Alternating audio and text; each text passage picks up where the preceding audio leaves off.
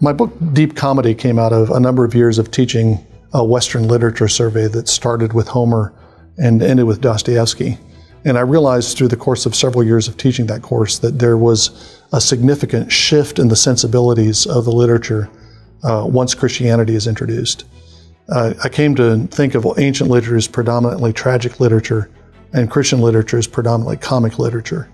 And when I use those terms, I mean, I'm referring to the shape of the narrative, the shape of the story.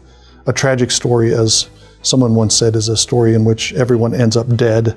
A comic story is one in which everyone ends up married. Everyone is happy, living happily ever after. And there seems to be a shift in Western literature as Christianity is introduced, where the shape of the stories are no longer predominantly tragic stories where death has the final say, but comic stories where marriage and love and happiness has the final say. What I mean by deep comedy is a little bit of a variation on that. When I talk about deep comedy, I'm talking about a story that doesn't just return characters to where they were at the beginning. It's not just a story of there and back again, where an adventurer goes out, has his adventures, and then returns home. Deep comedy is a comic story where the end is better than the beginning.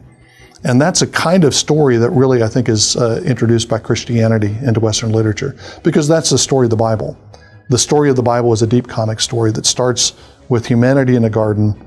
There's a tragic element to it, you could say, with the fall, and with much of the history of humanity, which is a history of violence and destruction. But the ultimate aim is not just to restore us to the garden, but to bring humanity into something better than the garden, into New Jerusalem, which is a glorified garden. That's a deep comic story that moves from a good situation through evil and through loss, and not just back to where you started, but into a new and better situation, a glorified situation, from the garden to the city.